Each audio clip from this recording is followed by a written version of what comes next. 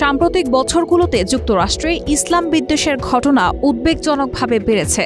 বিশেষ করে নিউ ইয়র্কে মেয়র পদে মুসলিম প্রার্থী জোহরান মামদানি ডেমোক্রেটিক পার্টির প্রাইমারিতে মনোনয়ন জেতার পর ইসলাম বিদ্বেষ আরও প্রকাশ্য ও তীব্র আকারের সামনে এসেছে।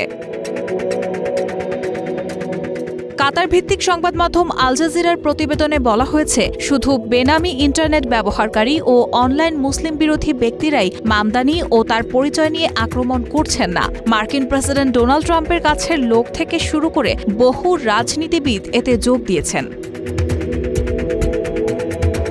রিপাবলিকান কংগ্রেসম্যান র্যান্ডি ফাইন কোনো রকম প্রমাণ ছাড়াই দাবি করেছেন, মামদানি নির্বাচিত হলে নিউ ইয়র্ক সিটিতে খিলাফত প্রতিষ্ঠা করবেন।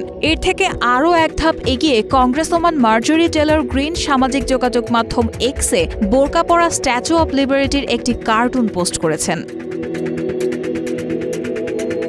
এছাড়া যুক্তরাষ্ট্রের সাবেক জাতীয় নিরাপত্তা উপদেষ্টা মাইকেল ফ্লিনও সরাসরি আক্রমণ করেছেন ৩৩ বছর বয়সী জোহরান মামদানিকে। তিনি দাবি করছেন, ইসলাম কোনো ধর্ম নয়, বরং এটি একটি রাজনৈতিক মতাদর্শ।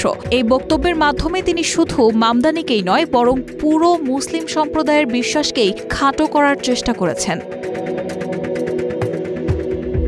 রক্ষণশীল অ্যাক্টিভিস্ট চার্লি কার্ক ৯/১১ হামলার প্রসঙ্গ টেনে এনে জোহরান মামদানিকে মুসলিম মাওবাদী বলে আক্রমণ করেছেন। অন্যদিকে ডানপন্থী ভাষ্যকার অ্যাঞ্জি ওং সিএনএনকে বলেছেন, নিউ ইয়র্কের মানুষ তাদের নিরাপত্তা নিয়ে উদ্বিগ্ন, কারণ তারা এখানে একজন মুসলিম মেয়রের সঙ্গে বসবাস করছেন। নিউ ইয়র্ক সিটির কাউন্সিল সদস্য ভিকি পালাদিনো এক রেডিও সাক্ষাৎকারে মামদানিকে পরিচিত জিহাদি সন্ত্রাসী এবং কমিউনিস্ট বলে আখ্যা দেন। তিনি মামদানির মার্কিন নাগরিকত্ব থাকা সত্ত্বেও তাকে যুক্তরাষ্ট্র থেকে বের করে দেওয়ার দাবি জানান।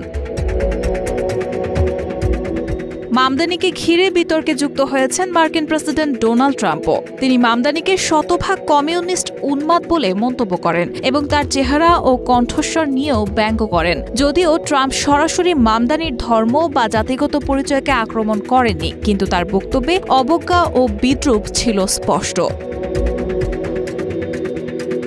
এই পরিস্থিতি নিয়ে প্রতিক্রিয়া জানিয়েছেন আমেরিকার মুসলিম নাগরিক অধিকার সংগঠন কেয়ারের গবেষণা ও অ্যাডভোকেসি পরিচালক কোরি সাইলর। গার্ডিয়ানকে তিনি বলেন, আমরা যেসব প্রবণতা দেখছি তা সাধারণ ইসলাম বিদ্বেষী বক্তব্যের প্রতিফলন। তিনি সতর্ক করে দেন, ২০১০ সালে গ্রাউন্ড জিরোর পাশে ইসলামিক কালচারাল সেন্টার নির্মাণকে ঘিরে যে ধরনের উত্তেজনাকর ও বিভাজনমূলক জাতীয় বিতর্ক হয়েছিল, বর্তমানে মামদানিকে কেন্দ্র করে ঠিক সেই রকম পরিস্থিতির আশঙ্কা আবার দেখা দিচ্ছে। রেহানা মুন, প্রবাস খবর।